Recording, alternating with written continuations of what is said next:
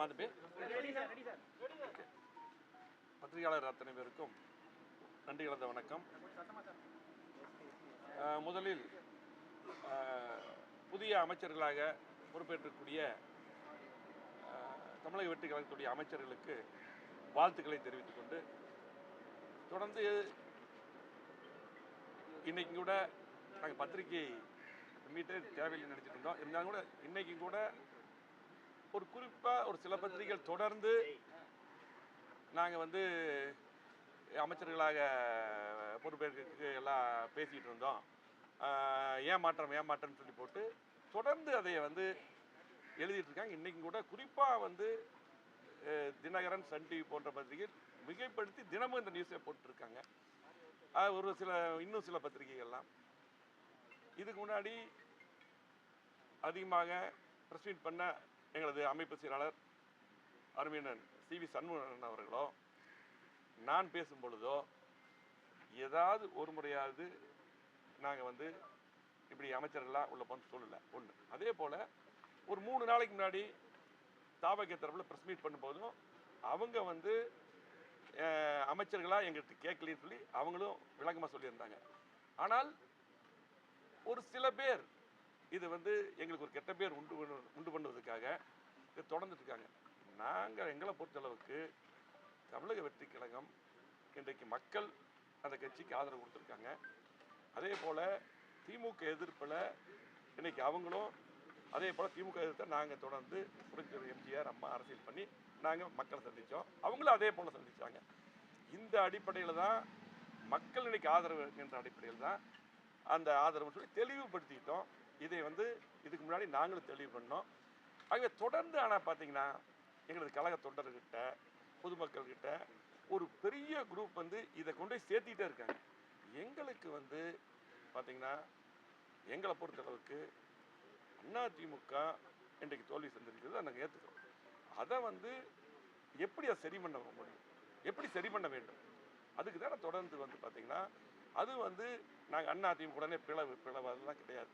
எங்களுக்குள்ள ஒரு கருத்து வேறுபாடு, இதை திரும்பி சொல்லிட்டு அந்த கருத்து வேறுபாடு எப்படி சரி செய்யணும், அதுக்கு தான் நாங்கள் பார்த்திங்கன்னா பொதுக்குழு உறுப்பினர்கள்லாம் இருக்காங்க. அதை பேசி ஒரு பொதுக்குழு கூட்டம்னு சொல்லி கோரிக்கை பொதுச்செயர் இப்போவும் பார்த்திங்கன்னா அன்னைக்குன்னு சொன்னால் இப்போ எப்போ அந்த எடப்பாடியார் தான் பொதுச்செயர். நாங்கள் அவங்ககிட்ட தான் அது கொடுப்போம்னு சொல்லி நாங்கள் ஆய்வு பண்ணணும் எப்படி இந்த தோல்வி வந்ததுன்னு சொல்லி இதை தான் சொல்லிட்டோம். ஆனால் தொடர்ந்து இதை ஒரு தவறான எண்ணத்தை பதவிக்காக கொண்டு போய் சில பேர் ஒரு பெரிய டீம் ஒர்க்கே பண்ணிட்டு இருக்காங்க.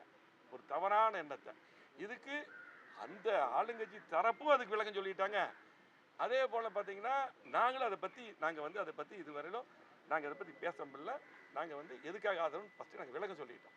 ஆனால் தொடர்ந்து பார்த்தீங்கன்னா இன்றைக்கி அதை எழுதிட்டு இருக்காங்க. நாங்கள் கூட சரி இதுக்கு ஒன்றும் விளக்கம் சொல்ல வேண்டிய அவசியம் இல்லை, அவங்களே சொல்லிட்டாங்களேன்னு சொல்லி சொன்னோம். ஆனால் இன்றைக்கும் அதை எழுதுகிறாங்க.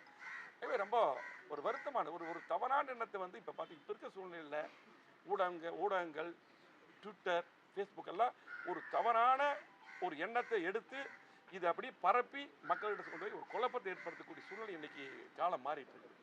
அதே போல் பார்த்திங்கன்னா நாங்கள் ஆதரவு கொடுத்தது மட்டுமில்லை, நாங்கள்லாம் பார்த்திங்கன்னா ஒரு பெரிய அஜெண்டாவே ரெடி பண்ணோம்.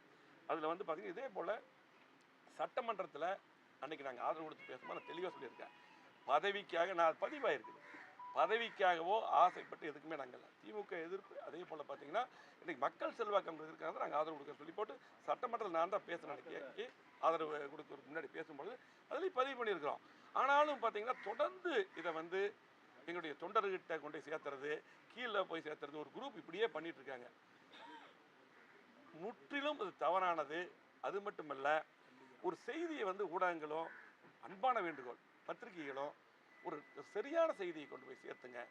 அதாவது ஒரு சுட சுட செய்தி வேணுங்கிறதுக்காக சில பேர் எல்லாத்தையும் சொல்ல ஒரு சில ஊடகங்கள் பத்திரிகையாளர்கள் அதே போல் ட்விட்டர், ஃபேஸ்புக்கில் இந்த மாதிரி ஒரு சூழ்நிலை பரப்பிட்டே இருக்காங்க. அதனால தான் இன்றைக்கி அந்த பத்திரிகை மீட் பண்ணோம். அதே போல் பார்த்திங்கன்னா நாங்கள் மிகப்பெரிய கோரிக்கை இன்றைக்கி முதலமைச்சர் இங்கே வரும்போதும் அதை நாங்கள் பேசணும். கோரிக்கை நாங்கள் ஒரு புக்லெட் மாதிரியே ரெடி பண்ணி அன்றைக்கி சொன்னோம். நான் சட்டமன்றத்தில் அன்றைக்கி பேசும்போது சொன்னேன் அம்மாவுடைய திட்டங்கள் தொடரணும். குறிப்பாக பார்த்திங்கன்னா அம்மா உணவகம், தாலிக்கு தங்கம், அம்மா மினி கிளினிக், அம்மா குடிநீர், குடிமராமத்து திட்டம், அதே போல் பார்த்தீங்கன்னா கலங்காட்சியில் 7.5% நாங்கள் கொண்டு வந்தோம். அதை 10% உயர்த்த வேண்டும். 125 நாள் பார்த்தீங்கன்னா இன்றைக்கு 100 நாள் வேலை திட்டத்தை அதை வந்து 150 நாளாக வைக்கணும். இப்படி பல்வேறு ஒரு புக்லெட்டே ரெடி பண்ணி இதெல்லாம் அந்த ஆதரவுக்கு வந்து அந்த இதெல்லாம் நாங்கள் ஒன்று ரெடி பண்ணியிருக்கோம், இதெல்லாம் நீங்கள் பண்ணணும், இந்த திட்டங்கள்லாம் மக்களுக்கு தரோம்னு சொல்லி போட்டு மக்களும் முக்கியம். அதே போல் பார்த்தீங்கன்னா இன்றைக்கு வந்து நாங்கள் எங்கள் பின்னாடி வந்து திமுக எதிர்ப்பு முக்கியம். இப்படி அரசியல் அவங்க பண்ணி வந்தங்காட்டி தான் 2 பேரும் ஒரே கோர்ட்டில் வந்தங்காட்டி தான் நாங்கள் அந்த ஆதரவு கொடுத்தோம்.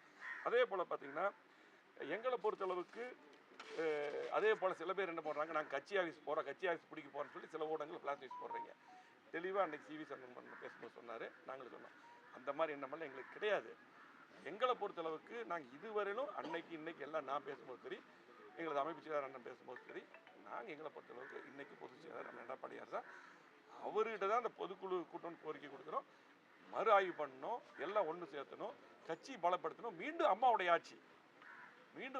ஆட்சி கண்டிப்பாக தமிழ்நாட்டில் அமைய வேண்டும். இது கட்சி வந்து எங்களுடைய உயிர். இங்கே இருக்கிறவங்க எல்லாருமே வந்து கிட்டத்தட்ட நாங்கள்லாம் ஒரு தலைமுறை தாண்டி அந்த கட்சியில் இருக்கிறோம். புரட்சித் எம்ஜிஆர் கட்சி ஆரம்பிக்கும் போது இருந்து எங்களுடைய தந்தை எல்லாம் விஜயபாஸ்கரன் தந்தை, தங்கமணி தந்தை, சிவி சண்முகனுடைய தந்தை, எல்லாரும் இங்கே இருக்கிறவங்க எல்லாமே ஆரம்பத்திலிருந்து இந்த கட்சிக்காக இருந்தவங்க. கட்சி வந்து எங்கள் உயிர் மூச்சு. ஆகவே ஒரு தவறான கருத்துக்களை திரும்ப பதவிக்காக தயவுசெய்து இனியாவது எழுதாதீங்க. அதாவது யார் பதவி கொடுக்கணும் அவங்களும் தெளிவுபடுத்தி பேட்டியே கொடுத்து சொல்லிட்டாங்க 3 நாளைக்கு முன்னாடி. அதாவது நேற்று அமைச்சராக போடுறாங்க, அதுக்கு முன்னாடியே 2 நாளைக்கு முன்னாடி சொல்லிட்டாங்க. அவங்க வந்து அப்படி எதிர்பார்த்து வரல, எங்களுக்கு மக்கள் ஆதரவு இருக்குது, அந்த அடிப்படையில் தான் வர்றாங்கன்னு சொல்லி போட்டாகவே இப்படி வந்து பார்த்தீங்கன்னா ஒரு பல கோரிக்கைகள். அதாவது நாங்கள் என்ன செயல்படுத்திருக்கோமோ சரி, நீங்கள் வந்திருக்கீங்க அதை செயல்படுத்தணும். அம்மா அறிவிச்ச திட்டங்கள்லாம் கடந்த முறை வந்த திட்டங்கள் நிறுத்தப்பட்டது, அந்த திட்டங்கள்லாம் தொடரணும். இப்படி கோரிக்கை ஆரோக்கியமான கோரிக்கையில் வச்சுருக்கோம். இதெல்லாம் வந்து பார்த்தீங்கன்னா இதெல்லாம் வந்து யாருமே எழுதுறதில்லை. ஆகவே பார்த்தீங்கன்னா தயவு செஞ்சு இனியாவது வந்து பார்த்தீங்கன்னா கண்டிப்பாக நீங்கள் வந்து மீண்டும் அம்மாவுடைய ஆட்சி அமைய எங்களை பொறுத்தளவுக்கு, நாங்கள் கட்சியை பொறுத்தளவுக்கு எந்த காலத்தில் அன்னைக்கு சொல்லியிருக்கோம், எங்களுக்கு உடைக்கவோ பிரிக்கவோ அந்த எண்ணமெல்லாம் கிடையாது. எங்களை பொறுத்தளவுக்கு இன்றைக்கி தோல்வியை நாங்கள் ஒத்துக்கிறோம், அதை ஆராயணும், நாங்கள் ஆராய்வோம். அதே போல் பார்த்தீங்கன்னா மீண்டும் அம்மாவுடைய ஆட்சி மீண்டும் தமிழகத்தில் வருவதற்கு, அதிமுக ஆட்சி கொண்டு வருவதற்கு, பிரச்சனை எம்ஜிஆருடைய ஆட்சி கொண்டு வருவதற்கு நாங்கள் பாடுபடுவோம். பொதுக்குழுக்காக எப்ப நம்ம லெட்டர் கொடுக்க போறோம்?